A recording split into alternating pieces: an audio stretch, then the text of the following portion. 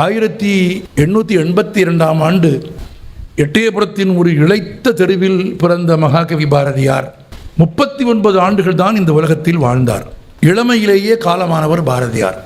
பாரதியார் இறந்து போனார், செத்து போனார் என்றெல்லாம் நான் ஒருபோதும் சொல்ல மாட்டேன். பாரதி காலமானார் என்றுதான் குறிப்பிடுவேன். ஏனென்றால் மகாகவி பாரதியாருக்கு பிறகுதான் தமிழில் எழுத வந்த பாரதி கிருஷ்ணகுமாருக்கும் கரிகாலனுக்கும் ராகவனுக்கும் சமத்துவத்தின், விடுதலையின், மேன்மையின், சுதந்திரத்தின், ஏன் ஒற்றுமையின் வலிமையை ஒரு தலைமுறைக்கு அல்ல ஒரு யுகத்துக்கு எழுதி கொடுத்த ஒரே தொடக்க கவிஞன் பாரதி தான். 100 செய்திகள் பாரதியிடமிருந்து தான் தொடங்குகிறது. 20 நூற்றாண்டு கால தமிழ் இலக்கிய வரலாற்றில் இல்லாத அற்புதங்களை நீங்கள் பாரதியிடம் பார்க்கலாம். பாரதியின் எழுத்தில் மட்டுமில்லை, பாரதியின் வாழ்க்கையிலும் பார்க்கலாம். 1904ஆம் ஆண்டு காசியில் இருந்து திரும்பி வந்ததற்கு பிறகு எட்டயபுரம் சமஸ்தானத்தில் பாரதியார் வேலை பார்க்கிறார். நீங்கள் சொன்னால் ஆச்சரியப்படுவீர்கள். 100 ரூபாய் சம்பளம். 1904ஆம் ஆண்டு ஒரு பவுன் 3 ரூபாயோ 5 ரூபாயோ ஒரு பவுன், 100 ரூபாய் சம்பளம். அந்த வேலையை பற்றி நான் சொல்லவில்லை, பாரதியாரே சொல்கிறார். 100 ரூபாய் சம்பளம். என்ன வேலை? ஒரு வேலையும் கிடையாது. ஒரு வேலையும் இல்லாத ஒரு வேலைக்கு 100 ரூபாய் சம்பளம். மகாராஜாவை சந்தோஷப்படுத்துவதற்கு தேவையான சிங்கார ரசம் மிகுந்த பாடல்களை மகாராஜாவுக்கு பாடி காட்ட வேண்டும். மகாராஜாவுக்கு என்ன வேலை? சுற்றி இருக்கிறவர்களுக்கே வேலை இல்லை என்றால் மகாராஜாவுக்கு என்ன வேலை இருக்கும்? ஒரு வேலையும் கிடையாது. மகாராஜா சேவல் வளர்ப்பார். அந்த சேவலை மகாராஜா சண்டைக்கு விடுவார். மகாராஜா சேவலை சண்டைக்கு விடுகிற போது சுற்று கிராமத்தில் இருக்கிற யாராவது ஒரு ஏழை விவசாயி அவன் வளர்க்கிற சேவலையும் கொண்டு வந்து சண்டைக்கு நிறுத்துவான். எல்லாம் கூடி பார்த்து கொண்டிருப்பார்கள். மகாராஜா வளர்த்த சேவலும் ஒரு ஏழை சம்சாரி வளர்த்த சேவலும் போடுகிற சண்டையின் முடிவில் மகாராஜாவின் சேவல் தோற்றுவிடும். பாரதியார் எழுதுகிறார், நான் சொல்லவில்லை, மகாராஜா அந்த சேவலின் அப்பா, அம்மா, அக்காவை எல்லாம் திட்டுவார் என்று எழுதுகிறார். நீங்களாக யூகித்துக் கொள்ளுங்கள். மகாராஜா அந்த சேவலின் அப்பா, அம்மா, அக்கா, சொந்தக்காரர்களை எல்லாம் திட்டுவார். திட்டிவிட்டு தன் சேவலை வீழ்த்திய அந்த கிராமத்து சேவலுக்கு பெரும் பணம் கொடுத்து விலைக்கு வாங்கி விடுவார். ஏனென்றால் அடுத்த வாரம் நடக்கிற போட்டியில் எவன் சேவல் கொண்டு வந்தாலும் அதை இந்த சேவல் ஜெயிக்கும் என்ற நம்பிக்கையில் மகாராஜா வாங்கி விடுவார். ஆனால் அடுத்த வாரம் நடக்கிற போட்டியில் மகாராஜாவின் சேவல் மீண்டும் தோற்றுவிடும். இதை எழுதிவிட்டு பாரதியார் எழுதினார், ஒரு வார காலம் மகாராஜாவின் சகவாசத்தில் தானாகவே தோற்றுவிடும் மனநிலைக்கு சேவல் வந்துவிடும் என்று எழுதினார். இது சேரும் இடம் என்று ஒன்று இருக்கிறது பாருங்கள், அது வாழ்க்கையில் ரொம்ப ரொம்ப முக்கியமானது. தீபம் பார்த்தசாரதி ஒரு முறை எழுதியிருந்தார், வாழ்க்கையில் அதிசயங்கள் 2 என்று எழுதியிருந்தார். நம்ம உலகில் 7 அதிசயங்கள்னு சொல்கிறோம். தீபம் பார்த்தசாரதி எழுதியிருந்தார், அதிசயங்கள் 2 தான். வாழ்க்கையில் யாரை எப்போது சந்திக்கிறோம் என்பது முதல் அதிசயம். யோசித்து பாருங்கள். யாரை எப்போது பிரிகிறோம் என்பது 2வது அதிசயம் என்று எழுதினார். ஏனென்றால் சிலரை சந்தித்த பிறகு வாழ்க்கை உயர்கிறது. சிலரை சந்தித்த பிறகு, சிலரை பிரிந்த பிறகுதான் உருப்படுகிறோம். ஆனால் சிலரை பிரிந்த துன்பத்தை வாழ்நாள் முழுவதிலும் மறக்க முடியவில்லை. சகவாசம் அப்படி சாதாரணமானது இல்லை. பிச்சை எடுக்குமா யானை? யோசித்து பாருங்கள். எப்போது பிச்சை எடுக்க ஆரம்பித்தது என்று யோசித்து பாருங்கள். நம்மோடு சேர்ந்த பிறகுதான், மனிதனின் பழக்கம் வந்ததற்கு பிறகுதான், மனிதனோடு பழகிய பிறகுதான், மனிதனோடு வாழ்ந்ததற்கு பிறகுதான் ஒரு காட்டையே ஆண்டு மிக உயரமான தலைகளையும் தானியங்களையும் தாவரங்களையும் முறித்து உயரக்குறைவான விலங்குகளுக்கெல்லாம் உணவு கொடுத்து கொண்டிருந்த ஒரு மாபெரும் உயிர் சகவாச தோஷம். ஆனால் அதில் பாரதியார் பாதிக்கப்படவில்லை. அதுதான் இவ்வளவும் சொன்னேன். 1904ஆம் ஆண்டு இப்படி சேவல் சண்டை விட்டு சிருங்கார ரசமாக பாட்டு எழுதி கொண்டிருந்த மகாராஜாவிடத்தில் வேலை பார்த்த பாரதியாருக்கு மகாராஜா கொடுத்த சம்பளம் 100 ரூபாய். ஒரு நாள் மகாராஜா சென்னைக்கு போகிறார். எங்கள் எட்டயபுரத்திலிருந்து சென்னைக்கு போகிறார். மகாராஜா எட்டயபுரத்திலிருந்து சென்னைக்கு போனால் சும்மா போவாரா? தன் பரிவாரங்களோடு போகிறார். பரிவாரங்களில் பாரதியாரும் ஒருவர். எல்லாம் சென்னைக்கு வந்த இடத்தில் சம்பளம் போக தனியாக ஒவ்வொருவருக்கும் மகாராஜா 100 ரூபாய் கொடுக்கிறார். பட்டணத்தில் என்ன வேண்டுமோ வாங்கிக் கொள்ளுங்கள் என்று எல்லோரும் என்னென்னவோ வாங்குகிறார்கள். எட்டயபுரத்தில் வந்து இறங்கி பூட்டப்பட்ட மாடுகள், பூட்டப்பட்ட வண்டிகளில் சென்னையில் வாங்கிய பொருட்களை எல்லோரும் அவர்கள் வீட்டுக்கு கொண்டு போகிறார்கள். பாரதியாரின் துணைவியார் செல்லம்மா தன் கணவரை பற்றி எழுதிய புத்தகத்தில் எழுதினார், எங்கள் வீட்டு வாசலிலும் ஒரு வண்டி வந்து நின்றது. கொடுத்த 100 ரூபாய்க்கு பாரதியாரும் ஏகப்பட்ட பொருள் வாங்கியிருக்கிறார். செல்லமாக எழுதுகிறார், நான் சொல்லவில்லை. எங்கள் வீட்டு வாசலிலும் ஒரு வண்டி வந்து நின்றது. மூட்டை மூட்டையாக பொருட்களை கொண்டு வந்து இறக்கினார்கள். நான் மிகுந்த மகிழ்ச்சியாக அவைகளை எப்போது திறப்பார்கள் என்று காத்திருந்தேன். எல்லாம் இறக்கி முடித்ததற்கு பிறகு நடுவீட்டில் எல்லாவற்றையும் பிரித்தார்கள். எல்லாமே புத்தகங்கள், எல்லாமே புத்தகங்கள். ஒரு சாதாரண மனைவியாக, நமக்குத்தானே ஒரு மகாகவியின் மனைவி இல்லையா, நமக்குத்தானே ஒரு மகாகவியின் மனைவியை தவிர செல்லம்மாவுக்கு இல்லை. செல்லம்மாவுக்கு என்ன எதிர்பார்ப்பு இருந்திருக்கும்? பட்டணம் போய் வந்திருக்கிறார், மஞ்சள், புடவை, சில்கு, பட்டு துணிகள் என்று ஒன்றும் இல்லை, எல்லாம் புத்தகங்கள். 100 ரூபாய்க்கும் புத்தகங்கள். என்ன இப்படி என்று தான் கேட்டதாகவும், கேட்டதற்கு பாரதியார் என்ன பதில் சொன்னார் என்றும் செல்லம்மா எழுதியிருக்கிறார். அவர்கள் வாங்கி வந்ததை எல்லாம் கொண்டாடாதே செல்லம்மா, அவைகள் எல்லாம் அழிந்து விடும். என்றைக்கும் அழியாத செல்வங்களை வாங்கி கொண்டு வந்திருக்கிறேன் என்று தான் வாங்கி கொண்டு வந்த புத்தகங்களின் பெருமையை அவர் எனக்கு பேசினார். அப்போது எனக்கு அது புலப்படவில்லை. இப்போது அவர் காலமானதற்கு பிறகு அதன் உண்மை புரிகிறது என்று எழுதினார். அதனாலே தான் ஒரு மனிதன் 130 ஆண்டுகளுக்கு பிறகும் உலகமெங்கிலும் நேசிக்கப்படுகிறான். குழந்தைகளுக்கு மட்டும், பெண் குழந்தைக்கும் பாரதி என்று பெயர் வைக்கிறார்கள், ஆண் குழந்தைக்கும் பாரதி என்று பெயர் வைக்கிறார்கள். பல்கலைக்கழகங்களுக்கு அவன் பெயர் இருக்கிறது, நகரங்களுக்கு, வீதிகளுக்கு எங்கே இல்லை. நான் உலகின் 19 நாடுகளுக்கு போயிருக்கிறேன். 19 நாடுகளிலும் பாரதிக்கு சிலை இருக்கிறது, சிலை இருக்கிறது. எப்படி உலகம் முழுவதிலும் ஒரு மனிதன் கொண்டாடப்படுகிறான். ஆனால் இதே சென்னையில் 1921ஆம் ஆண்டு செப்டம்பர் மாதம் 12ஆம் தேதி அதிகாலை 1:30 மணிக்கு காலமான பாரதியின் இறுதி ஊர்வலத்தில் கலந்து கொண்டவர்களின் எண்ணிக்கை 20 பேருக்கும் குறைவு.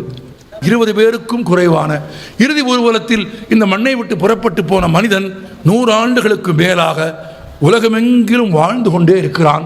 ஒரு யுக புருஷனாக ஜொலிக்கிறான். ஏன்? அறிவினாலே தான், வாசிப்பினாலே தான். உங்களுக்கும் எனக்கும் வாசிக்க பாரதியார் நிறைய கொடுத்தார் என்பதை விடவும் ரொம்ப முக்கியம், பாரதியார் நிறைய வாசித்தார்.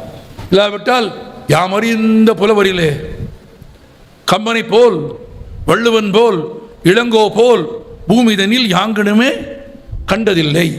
யாமறிந்த மொழிகளிலே தமிழ் மொழி போல் இனிதாவது எங்கும் காணோம்.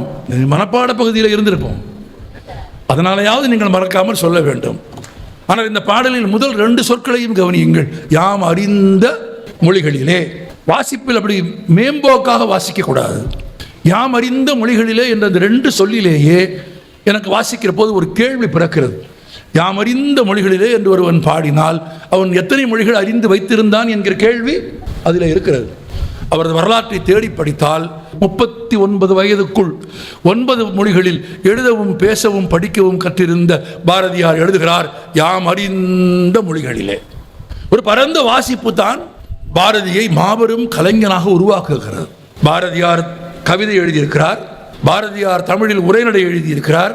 இப்போது அதிகம் கொண்டாடப்படும் ஹைக்கூ என்கிற அந்த புதிய நவீன கவிதையின் தொடக்கமான வசன கவிதையை பாரதியார் எழுதியிருக்கிறார். பாரதியார் சிறுகதை எழுதியிருக்கிறார். பாரதியார் ஒரு நாவல் எழுதுகிறார். அதை பாதியில் எழுதுகிற போதே அவர் காலமாகிவிட்டார். பாரதியார் மொழிபெயர்ப்பு செய்திருக்கிறார். பாரதியார் பத்திரிகை நடத்தியிருக்கிறார். யோசித்து பாருங்கள், பாரதி ஒரு கவிஞன், ஒரு சிறுகதை எழுத்தாளன், ஒரு நாவலாசிரியன், ஒரு மொழிபெயர்ப்பாளன், ஒரு நாடகாசிரியன், ஒரு பேச்சாளன், ஒரு பாடகன், ஒரு கவிஞன், ஒரு விடுதலை போராட்ட வீரன். இவ்வளவு 39 ஆண்டுகளுக்குள், இவ்வளவு 39 ஆண்டுகளுக்குள் 19ஆம் நூற்றாண்டுக்கு முன்பு தமிழ் இலக்கியத்தில் ஆன்ம விடுதலை என்ற சொல் இருந்ததே தவிர அரசியல் விடுதலை என்ற சொல் கிடையாது. அந்த சொல்லை முதலில் அறிமுகப்படுத்தியது பாரதியார். ஏனென்றால் நாடு அடிமைப்பட்டு கிடந்தது. நம் செல்வங்களை ஆங்கிலேயர்கள் திருடிக்கொண்டே போனார்கள். நான் பிரிட்டிஷ் மியூசியத்திற்கு போயிருக்கிறேன். உங்களுக்கு ஆச்சரியமான உண்மை சொல்கிறேன், வியப்பு தருகிற, வாழ்நாளில் ஒரு முறையேனும் போய் பார்க்க வேண்டிய ஒரு அருங்காட்சியகம் அது. அதில் மாற்று கருத்து இல்லை. British Museum, but nothing British there. உங்களுக்கு எவ்வளவு பேருக்கு புரிஞ்சதுன்னு எனக்கு தெரியல. நம் செல்வங்கள் எல்லாம் கொள்ளை போய் கொண்டிருந்த ஒரு காலத்தில் ஒரு கவிஞன் தமிழில் முதன்முறையாக எழுத பாட வந்தான். பொழுதெல்லாம் எங்கள் செல்வம் கொள்ளை கொண்டு போகவோ நாங்கள் சாகவோ என்று பாடி அரசியல் விடுதலையை தமிழர்களுக்கு அறிமுகம் செய்து வைத்த பெருமை பாரதியாருக்குத்தான் உண்டு. அவருக்கு முன்பு யாரும் அதை செய்யவில்லை. அரசியல் விடுதலையை பாடிய பாரதியார் அதோடு நிற்கவில்லை. அடுத்த கட்டமாக எழுதி சொன்னார், ஏழை என்றும் அடிமை என்றும் எவனும் இல்லை இந்தியாவில், சாதி மதங்களை பாரோம், உயர் ஜென்மத்தில் தேசம் எதினராயினின் வேதியராயினும் ஒன்றே, வேறு குலத்தினராயினும் ஒன்றே, எல்லோரையும் சமமாக பார்க்க வேண்டும், எல்லோரையும் சமமாக நடத்த வேண்டும், எல்லோரிடத்திலும் சமமாக வாழ வேண்டும் என்று கற்றுக் கொடுத்த சமூக விடுதலையின் தொடக்கம் மகாகவி பாரதியார். அவர் எழுதியது மட்டுமில்லை, அதுபோல வாழ்ந்தார். புதுச்சேரியில் இஸ்லாமியர்களுக்கான தேநீர் கடையில் இந்துக்கள் போய் டீ குடிக்க மாட்டார்கள். ஏன்னால் ஒரு இஸ்லாமியனின் கடையில் தேநீர் குடிப்பது இழுக்கு என்று இந்துக்கள் நம்பிய ஒரு காலத்தில் பிறப்பால் வைதிக குடும்பத்தில் பிறந்த பாரதியார் அந்த இஸ்லாமியர்களின் தேநீர் கடையில் போய் ரகசியமாக அல்ல, வாசலில் ஒரு நாற்காலியை எடுத்து போட்டுக்கொண்டு தேநீர் வாங்கி வைத்துக்கொண்டு எல்லோரும் பார்க்க குடிப்பார். அது மட்டும் இல்லை, தமிழிலேயே முதன்முறையாக ரொம்ப முக்கியமான செய்திகள் இதெல்லாம். சைவர்கள் தமிழில் கவிதை எழுத தெரிந்தால் சிவனை பற்றித்தான் பாடுவார்கள், வைணவனுக்கு தமிழ் தெரிந்தால் பெருமாளை பற்றித்தான் பாடுவார்கள். எங்கிருந்தோ வந்து இங்கு தமிழ் படித்த ஜோசப் கான்ஸ்டைன் பெஸ்கி என்கிற வீரமாமுனிவர் கூட தேம்பாவணி தான் எழுதினார். குமரி புலவர் சீராபுராணம் எழுதினார். இன்னும் சுருக்கமான வார்த்தைகளில் சொல்கிறேன், இங்கே தமிழில் கவிதை எழுத வந்த எல்லோரும் அவரவர்கள் தெய்வத்தை பற்றி மட்டும்தான் பாடினார்களே தவிர 20 நூற்றாண்டு கால தமிழ் இலக்கிய வரலாற்றில் எல்லா தெய்வங்களுக்கும் தன் தமிழை தாரை வார்த்து கொடுத்த ஒரே கவிஞன், ஆன்ம விடுதலை பாடிய ஒரே கவிஞன் பாரதி. அவனுக்கு தெய்வங்கள் சமம், மனிதர்கள் சமம். தாழ்த்தப்பட்ட சமூகத்தை சேர்ந்ததாக கருதப்பட்ட கனகலிங்கம் என்கிற தன் நண்பனையும் சில நண்பர்களையும் தன் வீட்டிற்கு அழைத்து வந்து அமர வைத்து அவர்களுக்கு பூநூல் போடுகிறார், தாழ்த்தப்பட்டவர்களுக்கு. ஆனால் பாரதியார் பூநூல் அணிந்ததே இல்லை. அவர் கழட்டி போட்டார், அவர் கழட்டி ஹேங்கரில் மாட்டிட்டார். இவங்க 6 பேருக்கும் பூநூல் போடுறார். காயத்ரி மந்திரம் சொல்லி அமோகமாக ஒரு பூநூல் கல்யாணத்தை 6 பேருக்கு நடத்தி வச்சு செல்லம்மாவை சமைக்க சொல்லி தன் வீட்டிலேயே இலை போட்டு பரிமாறுகிறார், அவர்களை சாப்பிட வைக்கிறார். அப்போ கனகலிங்கம் கேட்கிறார், சாமி இது அப்படிங்கிறார், எப்போதும் போட்டுக்கொண்டு இன்று முதல் நீ பிராமணன், யாராவது கேட்டால் நான் சொன்னேன் என்று சொல். ஆனால் அவர் அணிந்து கொண்டதில்லை. அவர் அணிந்து கொண்டதில்லை என்பதை நான் சொல்லவில்லை, அவரை தேடி அவரை கண்டுபிடிக்க வேண்டும் என்று தலைமறைவாக இருந்த காலத்தில் சுவரட்டி ஒட்டிய பிரிட்டிஷ்காரர்கள் எழுதினார்கள், அவர் பிராமணர் ஆனால் பூணூல் அணிந்திருக்க மாட்டார் என்று எழுதினார்கள். மகளின் திருமணத்தின் போது கூட அவர் பூணூல் அணியவில்லை. அந்த காலம் வழக்கப்படி மகளை மடியில் அமர்த்தி கன்னிகாதானம் செய்து கொடுக்க வேண்டும். ஊரில் இருக்கிற எல்லாரும் சொல்கிறார்கள், மகளின் திருமணம் நடக்க வேண்டுமானால் நீ சட்டை இல்லாமல் பூணூல் அணிந்து மகளை மடியில் அமர்த்தித்தான் கல்யாணம் செய்து கொடுக்க வேண்டும். அப்படி நீ செய்ய சம்மதிக்காவிட்டால் மகளின் திருமணம் நடக்காது. மனைவி அழுகிறார், மைத்துனர் கெஞ்சுகிறார், எல்லாரும் சொல்லுகிறார்கள், ஊர் வற்புறுத்துகிறது. அதனால் வரையில் 1904ஆம் ஆண்டிலிருந்து 1919ஆம் ஆண்டு வரையில் 15 ஆண்டுகளுக்கு மேலாக இந்த புற அடையாளங்களை எல்லாம் துறந்து விட்ட ஒரு மகாகவி, அவைகளையெல்லாம் கடந்து போய் நின்ற ஒரு மகாகவி மகளின் திருமணத்திற்காக அதை அணிந்து கொண்டால் மட்டும்தான் மகளின் திருமணம் நடக்கும் என்கிற ஒரு இக்கட்டான சூழல் வருகிறது. பாரதி உறுதியாக மறுக்கிறார். உறவும் சுற்றமும் கண்ணீர் விட்டு அழுகிறது. ஊர்க்காரர்கள் மிரட்டுகிறார்கள், கல்யாணம் நின்றுவிடும். என்ன சொல்கிறாய்? ஒரு கட்டத்திற்கு பிறகு மகளின் திருமணம் நடக்க வேண்டும் என்பதற்காக எப்போதும் பாரதியார் சட்டையை கழட்ட மாட்டார். அவருடைய வாழ்க்கை வரலாற்றை எழுதி எல்லோரும் எழுதியிருக்கிறார்கள். அவர் கொஞ்சம் மெலிந்த தேகம், அதனால் சட்டை இல்லாமல் இருப்பது பாரதிக்கு எப்பவுமே பிடிக்காது. எப்பவும் ஒரு மேலே ஒரு சட்டை போட்டு ஒரு கோட்டு போட்டுட்டு தான் இருப்பார். சட்டை இல்லாமல் பிறந்த மேனியோடு பாரதியை யாரும் பார்த்ததில்லை. இதை இன்னொரு சந்தர்ப்பத்தில் பாரதிதாசன் சொன்னார். நான் இடையிட்டு அதை சொல்வதற்காக ஞாபகம் வைத்துக் கொள்ளுங்கள். பாரதியார் காலமானதற்கு பிறகு திருச்சியில் வாழ்ந்த செல்லம்மா பாரதியை பார்ப்பதற்கு திருலோக சீதாராமோடும் ஆவே கிருஷ்ணசாமி ரெட்டியாரோடும் போன பாவேந்தர் பாரதிதாசன் அந்த வீட்டிற்குள் நுழைந்த உடனேயே திருலோக சீதாராமும் ஆவே கிருஷ்ணசாமி ரெட்டியாரும் வழக்கமாக செல்லம்மாவை பார்த்தால் தோளில் இருக்கும் துண்டை எடுத்து இடுப்பில் கட்டி தாய்க்கு ஒப்பான செல்லம்மாவின் கால்களை தொட்டு வணங்குவார்கள். இருவரும் வணங்கிவிட்டு திரும்ப பார்த்தால் பகுத்தறிவு இயக்கத்தில் சேர்ந்து சுயமரியாதையின் உச்சத்திலே இருந்த பாரதிதாசனை காணவில்லை. எங்கேன்னு திரும்ப பார்த்தா காணோம்.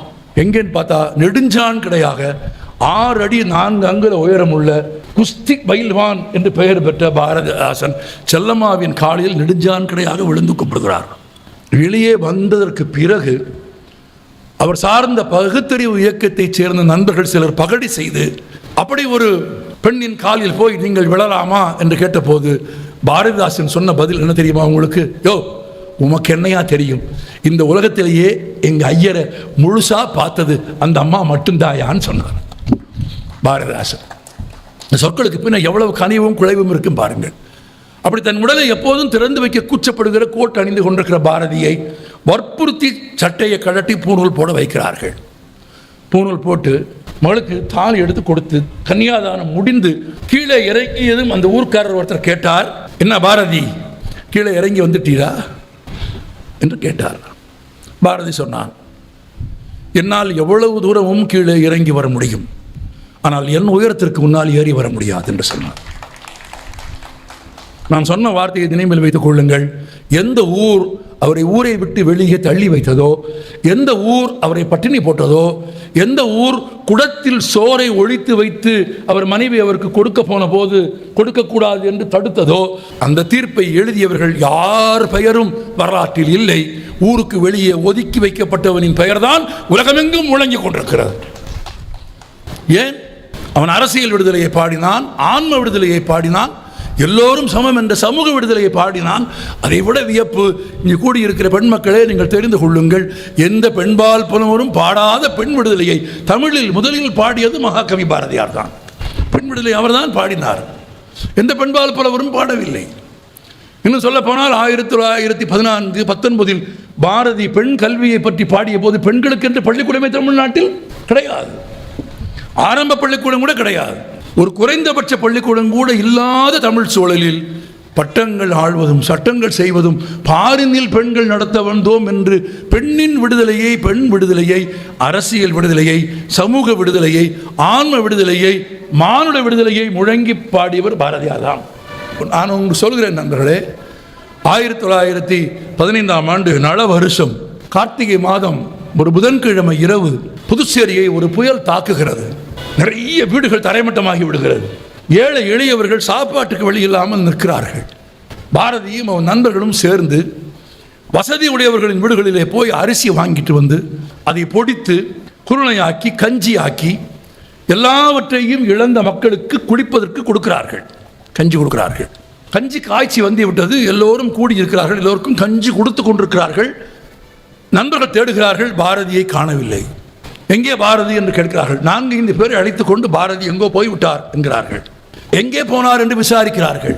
விசாரித்து என்ன நடந்தது என்று பின்னால் பாரதி வரலாற்று ஆசிரியர்கள் எழுதுகிறார்கள். பசித்த மக்களுக்கு கஞ்சி கொடுப்பதற்கு ஏற்பாடு செய்துவிட்டு பாரதி தன் நண்பர்களோடு புறப்பட்டு போய் புயலில் மரங்கள் எல்லாம் கீழே சாய்ந்த பிறகு மரங்களில் கூடி கட்டியிருந்த பறவைகள் பல மழையில் நனைந்து, காகங்கள், குருவிகள், பல பறவைகள் மழையில் நனைந்து வேறு வழி இல்லாமல் விரைத்து இறந்து கிடந்த பறவைகளின் உடல்களை நண்பர்களோடு போய் சேகரித்து அந்த இறந்த பறவைகளின் எல்லாவற்றின் உடலையும் புதுச்சேரி முழுவதிலும் நடந்து போய் சேகரித்து மனிதர்களுக்கு செய்வது போல் இறுதிச் சடங்கு செய்தார் பாரதியார் என்று எழுதியிருக்கிறார்கள். அப்படி செய்தவன் எழுதியிருக்கிறான், காக்கை குருவி என்ற ஜாதி என்று எழுதியிருக்கிறான். ஒன்றை எழுதுவதற்கு ஒரு யோக்கியதை வேண்டும் இல்லையா? ரொம்ப முக்கியம். அது எழுதுவதை விடவும் எழுதுவதற்கான யோக்கியதை ரொம்ப முக்கியம். எழுதுவது போல வாழ்வது, எழுதுவது போல வாழ்ந்திருப்பது. ஆமாம், பாதகம் செய்பவரை கண்டால் பயங்கொள்ளலாகாது பாப்பா. ஒரு தவறு நடந்தால் அந்த கணமே அறச்சீற்றத்தோடு எதிர்க்க வேண்டும் என்கிற பண்பை எழுதியது மட்டும் பாரதியின் சிறப்பில்லை, கடைப்பிடித்ததும் பாரதியின் சிறப்பு. ஒன்றுமில்லை, இதே மாதிரி ஒரு ஊரில் கிராமத்தில் நாடகம் நடக்குது. நாடகத்துக்கு பாரதியார் நண்பர்களோடு போகிறார். அது ஒரு துன்பியல் நாடகம். ஆமாம், ட்ராஜடியான ட்ராமா. நண்பர்கள் பாரதியார் எல்லாம் உட்காந்து பார்த்துக்கிட்டு இருக்காங்க. நாடகத்தினுடைய கடைசி காட்சி. கடைசி கதாநாயகன் விஷம் அறிந்து விட்டு ஒரு பாடல் பாடிவிட்டு செத்து போக வேண்டும். இதுதான் நாடகத்தினுடைய அமைப்பு, எதிர்பார்க்கப்பட்ட அமைப்பு. அவன் விஷம் குடிக்கிறான். ஊரே துக்கமாக பார்க்கிறது. அவன் ஒரு பாட்டு பாடுகிறான், யாருக்காக. அது மாதிரி ஒரு பாட்டு பாடி முடித்தான். 2வது பாட்டும் பாடுறான். எல்லாரும் அப்படியே பொறுமையாக சபை நாகரிகம் கருதி அமைதியாக பார்த்துட்டு இருக்காங்க. அவன் 3வது பாட்டு பாட ஆரம்பித்தான். பாரதியார் எந்திரிச்சார்.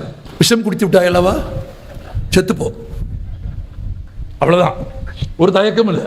விஷம் குடித்து விட்டாய் அல்லவா, செத்துப்போ, உயிரோடு இருந்து விஷத்தையும் கேவலப்படுத்தாதே, தொடர்ந்து பாடி இசையையும் கேவலப்படுத்தாதே.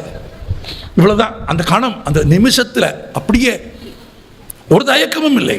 உள்ளத்தில் உண்மை ஒளி உண்டாயின் வாக்கினிலே ஒளி உண்டாம், அது இருந்தது பாரதிக்கு. இதே சென்னையில் காந்தியை பார்க்க போகிறார். காந்தி இடத்தில் என்ன கேட்கிறார்? நாளை பொதுக்கூட்டத்தில் பேசுகிறோம், நீங்கள் தலைமை தாங்க முடியுமா? காந்திக்கு அவர் யாருன்னே தெரியாது, அங்கே நின்றவர்களும் அறிமுகப்படுத்தலை. இன்னும் சொல்ல போனால் யாரையும் உள்ளே விடக்கூடாது, முக்கியமான கூட்டம் என்று 1919ஆம் ஆண்டு அந்த கூட்டம் நடக்கிறது. வெளியே 2 பேர் காவல் இருக்கிறார்கள். ஒன்று மகாதேவ தேசாய், காந்தியின் உதவியாளர், இன்னொன்று அக்ரஹாரத்து அண்ணா என்று அழைக்கப்பட்ட வா ராமசாமி என்கிற வாரா ஏற்கனவே பாரதியின் சீடர். 2 பேரும் வெளியே காவல் நிற்கிறாங்க. உள்ள காந்தி மிக முக்கியமான தலைவர்களோடு ஆலோசனை நடத்தி கொண்டிருக்கிறார். யாரையும் உள்ளே விடக்கூடாது என்று உத்தரவு. 2 பேர் காவல். பாரதியார் வருகிறார். வாரா எழுதுகிறார். தடுத்து நிறுத்த வேண்டும் என்றுதான் நான் நினைத்தேன். ஆனால் மின்னலை போல பாரதியார் உள்ளே போய்விட்டார். அது மட்டும் இல்லை, என்னவாய் வாரா, எப்படி இருக்கிறீர் என்று கேட்டபடியே தடுத்து நிறுத்துவதற்கான அவகாசமே இல்லாமல் பாரதியார் உள்ளே போய்விட்டார். உள்ளே போனது மட்டும் இல்லை, போனால் காந்தி ஒரு திண்டில் அமர்ந்திருப்பார். அது சௌரியத்திற்காக அல்ல. நம்ம தரையில் அமர்ந்தால் அவர் ஒரு மெலிந்த தேகம் வலிக்கும், அதுக்காக திண்டில் உட்காந்துருப்பார். எல்லாரும் மரியாதைக்கு திண்டுக்கு வெளியே கீழே உட்காந்துருப்பாங்க. பாரதி அப்படிலாம் இல்லை, நேராக போனார், அந்த திண்டிலேயே அமர்ந்து கொண்டார். மிஸ்டர் காந்தி, ஆங்கிலத்தில் மிஸ்டர் காந்தி, நாளை திருவல்லிக்கேணியில் ஒரு பொதுக்கூட்டத்தில் நாம் பேசுகிறோம், நீங்கள் தலைமை தாங்க முடியுமா? வந்தவர் யார் என்று யாரும் சொல்லவில்லை. ஆச்சரியமான உண்மை பாருங்கள். இவன் யாரு, எதற்காக உள்ளே விட்டீர்கள், இவர் யார் என்று காந்தியும் கேட்கவில்லை. பெரிய மகான்கள், மாமனிதர்கள் ஒருவரை ஒருவர் அறிந்து கொள்கிறார்கள். காந்தி சொல்கிறார், ஒரு நிமிடம் மகாதேவ், நாளைக்கு நமக்கு என்ன வேலை என்று கேட்கிறார். காந்தியினுடைய நிகழ்ச்சி நிரலை தேடி பார்த்து விட்டு மகாதேவதை சொல்கிறார், நாளை நீங்கள் இந்தி பிரச்சார சபாவில் பேசுகிறீர்கள், நாளை மறுநாள் என்று காந்தி கேட்கிறார். மகாதேவ மகிழ்ச்சியோடு சொல்கிறார், நாளை மறுநாள் ஒரு வேலையும் இல்லை. காந்தி சொல்கிறார், நாளை என்னால் வர முடியாது, நாளை மறுநாள் நான் வருகிறேன் என்று சொல்கிறார். நீங்கள் இன்றைக்கு நடக்கிற சமூக அரசியல் நிகழ்ச்சிகளை அதிகாரத்தில் இருப்பவருக்கு கீழே கைபணிந்து நிற்கிறவர்களையெல்லாம் கற்பனை செய்து கொண்டு இந்த காட்சியை பார்க்க வேண்டும். இந்திய அரசியலின் உச்சமாக அறியப்பட்ட காந்தி சொல்கிறார், அவர் யார் என்று தெரியாமலேயே காந்தி சொல்கிறார், நாளை என்னால் வர முடியாது, நாளை மறுநாள் நான் வரலாம் என்று இருக்கிறேன், வரலாமா என்று காந்தி கேட்கிறார். நாம இருந்தால் அல்லது இந்த காலத்தில் என்ன சொல்லியிருப்போம், ஐயா வந்தாலே போதும். இல்லை, பாரதி சொல்லவில்லை. நாளை வர முடியுமா? நாளை என்னால் வர முடியாது, நாளை கூட்டம் திட்டமிட்டபடி நடக்கும். யார் சொல்றா? பாரதி. அடுத்த வார்த்தை சொல்றேன், உமக்காக பாரத மாதா காத்து கொண்டிருக்க மாட்டாள், உமக்காக பாரத மாதா காத்து கொண்டிருக்க மாட்டாள், நாளைய கூட்டம் திட்டப்படி நடக்கும், உம்முடைய இயக்கத்திற்கு என்னுடைய ஆசீர்வாதங்கள். போயிட்டாரு. எவ்வளவு வேகமாக வந்தாரோ அவ்வளோ வேகமாக போயிட்டாரு. போன பிறகுதான் காந்தி கேட்டார், ஹூ இஸ் திஸ் அப்படின்னு. அப்புறம் தான் சொன்னாங்க, he is a Tamil poet. அடுத்த கணம் காந்தி சொன்ன வார்த்தை, take care of him. But nobody took care. அடுத்த முறை 1921ஆம் ஆண்டு மறுமுறை காந்தி தமிழ்நாட்டிற்கு வந்தபோது பாரதி இல்லை, பாரதி காலமாகி இருந்தார். பாரதி இல்லை, காலமாகி விட்டார் என்கிற செய்தியை வாராவிடத்திலே தான் கேட்டு தெரிந்து கொள்கிறார் காந்தியார். இப்போ வாரா சொல்கிறார், இன்னும் சில தினங்களில் செப்டம்பர் 12ஆம் தேதி வருகிறது, அவரது நினைவு நாளை நாங்கள் கொண்டாட போகிறோம், நீங்கள் தமிழ்நாட்டிற்கு வந்திருக்கிறீர்கள், எனவே அவருடைய நினைவு நாளுக்கான ஒரு அஞ்சலி குறிப்பை, ஒரு வாழ்த்து செய்தியை நீங்கள் எங்களுக்கு எழுதி தர வேண்டும் என்று வாரா காந்தி இடத்தில் கேட்கிறார். காந்தி சொல்கிறார், அவசியம் எழுதி தருகிறேன், ஆனால் உங்கள் மொழியின் மாபெரும் கவிஞனுக்கு நான் உங்கள் மொழியிலே தான் அஞ்சலி செலுத்த வேண்டும் என்று விரும்புகிறேன். எனவே நான் எப்படி தமிழில் அஞ்சலி குறிப்பை எழுத வேண்டும் என்று எனக்கு நீங்கள் எழுதி காட்டுங்கள், அதுபோலவே அதை பார்த்து நான் எழுதுகிறேன் என்றார். நான் சொல்வதை நீங்கள் காட்சிப்படுத்தி பாருங்கள் மனதுக்குள். தமிழ் எழுத தெரியாத, தமிழில் படிக்க தெரியாத காந்தியிடத்தில் பாரதி ஞாபகார்த்த பிரயத்தனங்களுக்கு என் ஆசீர்வாதங்கள் மோகா காந்தி என்று ஒரு காகிதத்தில் எழுதி கொடுக்கிறார்கள். புதிதாக பள்ளிக்கூடத்தில் சேர்ந்து ஆ ஆ எழுதுகிற ஒரு குழந்தை போல அந்த பேப்பரை பார்த்து பார்த்து தமிழில் பாரதி ஞாபகார்த்த பிரயத்தனங்களுக்கு என் ஆசீர்வாதங்கள் மோகா காந்தி என்று காந்தி தமிழ் கவிஞனுக்கு தமிழில் எழுதிய அஞ்சலி குறிப்பின் அசல் கடிதம் மதுரை காந்தி மியூசியத்தில் இருக்கிறது. போனா பாருங்க. அப்படி ஒரு யுகக்கவிஞனாக ஒரு மனிதன் வாழ்ந்திருக்கிறான். நான் நிறைவாக ஒரு செய்தி உங்களுக்கு சொல்ல விரும்புகிறேன். பக்தி இலக்கியத்திலும் 20 நூற்றாண்டு கால தமிழ் இலக்கியத்தில் யாரும் செய்யாத புதுமையை செய்த முதல் புலவன் பாரதி மட்டும்தான். வேறு யாரும் செய்யலை. 20 நூற்றாண்டு கால பக்தி இலக்கியத்தையும் நீங்கள் எடுத்துக்கொண்டால் பாடுகிறவர் ஆணாக இருந்தாலும் தன்னை பெண்ணாக உருவகித்து இறைவனை ஆணாக வைத்துத்தான் பாடுவார்கள். ஏனென்றால் ஆன்மீகத்திலே புருஷ சூக்தம் என்று ஒன்று உண்டு. புருஷ சூக்தம் என்பதற்கு பொருள் பகவான் ஒருவனே ஆண், பிற உயிர்கள் எல்லாம் பெண்கள், ஆணாக இருந்தாலும் பெண். எனவே பாடுகிறவர்கள் தன்னை பெண்ணாக்கி, நம்மாழ்வார் ஒரு ஆண் தன்னை பெண்ணாக்கி பாடுகிற போது கூட குழந்தை கிருஷ்ணர் தன் மடியில் ஏறி எப்படி பால் அருந்த வேண்டும் என்று அழகுற தமிழில் எழுதுவார். அப்படித்தான் பக்தி இலக்கியம் இருந்தது. எல்லாரும் பெண், இறைவன் ஒருவன் தான் ஆண். அந்த 20 ஆண்டு கால பக்தி இலக்கிய மரபை படித்து அறிந்துவிட்டு பாரதி மீறுகிறான். முதல் முறையாக தன்னை ஆணாக வைத்துக்கொண்டு இறைவனை பெண்ணாக மாற்றி கண்ணம்மாவை காதலியாக மாற்றியவன் பாரதி மட்டும்தான். நான் தொகுத்து சொல்கிறேன். 20 நூற்றாண்டு கால தமிழ் இலக்கிய வரலாற்றில் ரொம்ப முக்கியமாக ஒன்று சொல்லிவிடுகிறேன் நான். அதற்கு முன்பு தமிழில் எழுதப்பட்ட கவிதை என்பது, பெரும்பாலும் தமிழ் இலக்கியம் என்பது 19ஆம் நூற்றாண்டின் முற்பகுதி வரை கவிதை தான். பிறகுதான் உரைநடை இலக்கியம் ஐரோப்பிய இலக்கியங்களுக்கு பிறகு அதிகமாகிறது. இன்றைக்கு நீங்கள் படிக்கிற நாவல், சிறுகதை, பத்தி, கட்டுரை, இதில் எழுதப்பட்டிருக்கும் உரைநடைக்கு வயது 150 அல்லது 180, அவ்வளவுதான். அதிலும் துவக்க கால உரைநடையை நீங்கள் படிக்கவே முடியாது. ஏறக்குறைய சமஸ்கிருத சொற்கள் கலந்த மணிப்பிரவாள நடையிலே தான் பழைய உரைநடை இருந்தது. அப்படி இல்லாமல் தமிழை தமிழாக எழுதிய உரைநடைக்கு சொந்தக்காரர் பாரதியார். அதற்கு முன்பு எழுதப்பட்ட கவிதையை படித்து பொருள் புரிந்து கொள்வதற்கு ஒரு துணை வேண்டும். ஒரு தமிழாசிரியன், ஒரு உரையாசிரியன் உதவி இல்லாமல் ஒரு தமிழ் பாடலை நீங்கள் புரிந்து கொள்ளவே முடியாது. இப்போ நான் ஒரு பாட்டு சொல்லுகிறேன். எனது அடங்கை இனி வளவ துங்கனருள் எனது மகிழ்ந்து இரவு கனவினடை தனது அடங்கள் மிசை நகம் நடந்த குறி தடவு வீர்கடைகள் திறமினோ. தமிழ் தான். முடிதகிர் பிசைந்த காந்தள் மெல் விரல் கழுவுறு கலிங்கம் களா அதிடி தான் தொடர்ந்து இட்ட தீம்புளி பாகர் இனிது என உண்டலின் தமிழ் தான். ஆனால் ஒரு ஆள் வேணும் கூட. ஒரு கோனார் நோட்ஸ் இல்லாமல் நகரவே முடியாது.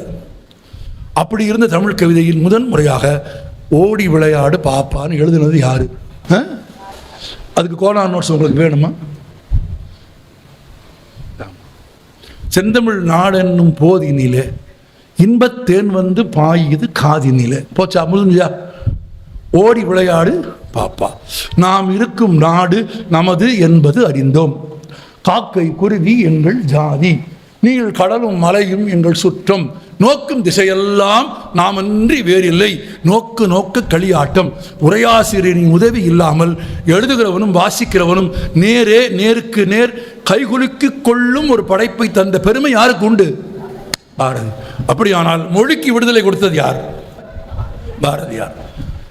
என் மொழிக்கு விடுதலை, என் சமூகத்திற்கான அரசியல் விடுதலை, என் சமூகத்தில் ஏற்றத்தாழ்வுகளை போக்கும் சமூக விடுதலை, என் சமூகத்தில் பெரும்பான்மையான பெண்களுக்கான பெண் விடுதலை, மனதில் எல்லாவற்றையும் தெய்வமாக கருதும், எல்லா தெய்வங்களையும் சமமாக கருதும் ஆன்ம விடுதலை என்று அன்பு, பாசம் எல்லாவற்றையும் தொகுத்து ஒரு யுகத்தின் கவிஞனாக பாரதி மலர்ந்தான் என்பதை மறந்து விடாதீர்கள்.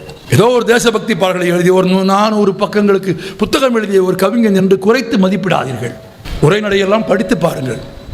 கவிதையில் நீங்கள் பார்க்கும் பாரதியை விடவும் 100 மடங்கு உயர்ந்த பாரதியை நீங்கள் உரைநடையில் பார்ப்பீர்கள். ஒரே ஒரு சின்ன உதாரணம் சொல்கிறேன். இன்றைக்கு கூட ஒரு சமூக பிரச்சனை தான் அது. ஆனால் 100 ஆண்டுகளுக்கு முன்பு மிகப்பெரிய பிரச்சனை. உங்களுக்கு தெரியும், 5 வயதில் 7 வயதில் 9 வயதில் 4 வயதில் குழந்தைகளுக்கு திருமணம் செய்து வைத்து விடுவார்கள். திருமணமான கொஞ்ச நாளிலேயே ஏதோ ஒரு காரணம் பற்றி அவன் இறந்து போனால், அந்த மாப்பிள்ளை இறந்து போனால், பருவமடைவதற்கு முன்பே கணவன் இறந்து போனால், அந்த பெண் குழந்தை தன் வாழ்நாள் முழுவதிலும் என்னவாக இருக்க வேண்டும்? விதவையாக இருக்க வேண்டும். அவளுக்கு உணவு கட்டுப்பாடு உண்டு, அவளுக்கு சமூக கட்டுப்பாடு உண்டு, அவளுக்கு உடல் கட்டுப்பாடு உண்டு, அவளுக்கு மனக்கட்டுப்பாடு உண்டு. அவள் ஒரு மூலையிலே தான் இருக்க வேண்டும். நீங்கள் சொன்னால் ஆச்சரியப்படுவீர்கள். ஏறக்குறைய 1919ஆம் ஆண்டு இந்தியா முழுவதிலும் இருந்த 24 வயதுக்கு குறைவான இளம் பால்ய விதவைகளின் எண்ணிக்கை 4 லட்சம். 4 லட்சம். அதிலும் 4 வயதுக்கு கீழே இருந்த விதவைகளின் எண்ணிக்கை 2000. 5 வயதில் இருந்து 9 வயதுக்கு உட்பட்ட பெண் விதவைகளின் எண்ணிக்கை 9000. திருமணமான 3வது நாள் தோட்டத்தில் விளையாட போன மாப்பிள்ளை பையன் பாம்பு கடித்து இறந்து போனால் 5 வயதான அந்த பெண் குழந்தை, பருவமடையாத பெண் குழந்தை 90 வயது வரையிலும் விதவையாகத்தான் வாழ வேண்டும் என்று விதித்த போது அந்த குழந்தைகளுக்கு மறுமணம் செய்து வைத்து ஒரு புதிய வாழ்க்கையை உண்டாக்க வேண்டும் என்ற ஒரு குரலை, ஒரு இயக்கத்தை தமிழில் தொடங்கிய முதல் பெருமை பாரதியாருக்கு தான் உண்டு. யாருக்கும் கிடையாது. துணிஞ்சு எழுதினார்.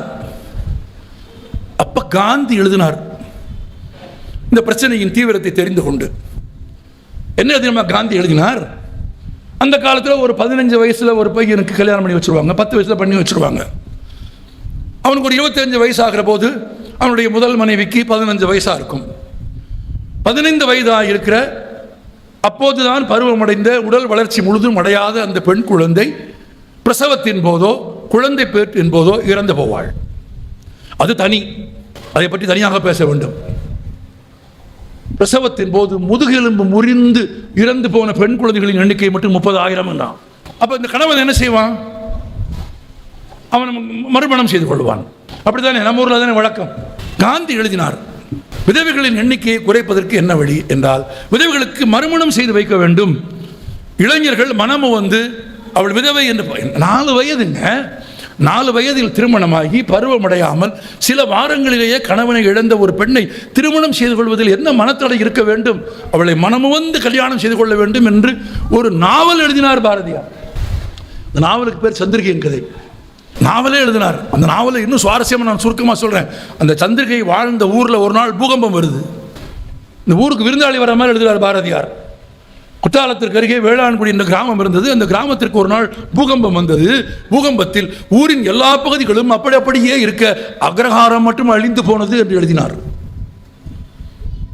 அடுத்த வரி எழுதினார், அக்ரஹாரத்திலும் எல்லோரும் செத்து போக நம் கதையின் கதாநாயகி சந்திரிகையும் 10 வயது நிரம்பிய இளம் விதவை விசாலாட்சியை மட்டும் உயிர் பிழைத்துக் கொண்டார்கள் எழுதினார். அப்படி 2 பேர் மட்டும் ஏன் உயிர் பிழைத்துக் கொண்டார்கள்னா, விசாலாட்சிக்கு பாரதியார் மறுமணம் செய்து வைக்க விரும்பினார். தான் மறுமணம் செய்து கொள்ள வேண்டும் என்று விரும்புவதற்காக அந்த கதையில் 10 வயது நிரம்பிய விசாலாட்சி தென்காசியை விட்டு சென்னைக்கு வந்து அந்த காலத்தில் பாரதியார் பணியாற்றிய சுதேசமித்திரன் பத்திரிகையை நடத்திய ஜி சுப்பிரமணிய ஐயர் 12 வயதில் விதவையான தன் மகளுக்கு சாதி, உறவு, ஊர் எல்லாவற்றையும் எதிர்த்து மறுமணம் செய்து வைத்தார் என்பதற்காக அந்த பெண் தென்காசியிலிருந்து புறப்பட்டு சென்னைக்கு வந்து ஜி சுப்பிரமணிய ஐயரை பார்த்து, உங்கள் மகளுக்கு திருமணம் செய்து வைத்ததை போல் நீங்கள் எனக்கும் ஒரு மறுமணம் செய்து வைக்க வேண்டும் என்று கேட்பதாக எழுதினார். அப்படி கேட்டவன் தான் எழுதினான், நாணமும் அச்சமும் நாய் கேட்க வேண்டுமாம் என்று. ஆனால் காந்தி என்ன எழுதினார்? விதவைகளின் எண்ணிக்கை அதிகமாவதற்கு காரணம் ஏற்கனவே முதல் மனைவியை இழந்த கணவன்மார்கள் மறுமணம் செய்து கொண்டு, வயது ஏறிய ஆண்கள் மறுமணம் செய்து கொண்டு சில ஆண்டுகளிலேயே அவர்கள் இறந்து போவதால் பெண்கள் விதவைகளாகி விடுகிறார்கள். எனவே வயது ஏறிய ஆண்கள், வயது ஏற 25-30 வயசு, வயது ஏறிய ஆண்கள் பெண்களை மறுமணம் செய்து கொள்ளாமல் இருந்தால் விதவைகளின் எண்ணிக்கை குறையும்னு காந்தி எழுதுகிறார். இதை படித்தவங்கெல்லாம் பாராட்டுறாங்க. பாரதி கட்டுரையில் எழுதுகிறான், மிஸ்டர் காந்தி, இதே வார்த்தை தான், மிஸ்டர் காந்தி பெண் விதவைகளின் எண்ணிக்கையை குறைப்பதற்கு ஆலோசனை கேட்டால் ஆண் விதவைகளின் எண்ணிக்கையை அதிகரிப்பதற்கு ஆலோசனை சொல்கிறீர். முடிஞ்சு போச்சு. ஆமாம், பெண் விதவைகளின் எண்ணிக்கையை குறைப்பதற்கு ஆலோசனை கேட்டால் ஆண் விதவைகளின் எண்ணிக்கையை அதிகரிப்பதற்கு ஆலோசனை சொல்கிறீர். உமது யோசனை காரிய சாத்தியமற்றது, பயனற்றது. மன உறுதியுடன் தீரமுடன் இளைஞர்கள் முன் வந்து விதவையாக இருக்கிற குழந்தைகளையும் இளம் பெண்களையும் திருமணம் செய்து கொள்வது ஒன்றுதான் இந்த பிரச்சனைக்கு தீர்வு என்று நேர்பட பேசிய, நேர்பட எழுதிய ஒரு மகா கவிஞனின் யுகம் எது? நான் நினைப்பது போல், நீங்கள் நினைப்பது போல் ஒரு மணி நேரத்திற்குள்ளெல்லாம் நீங்கள் பாரதியை அடக்கிவிடவே முடியாது. நான் சொல்லியிருப்பது மிக மிக மிக மிக குறைவானது. அவர் வாழ்க்கையின் ரசமான பகுதிகளில் சில துளிகளை உங்களுக்கு சொல்லியிருக்கிறேன். நன்றி.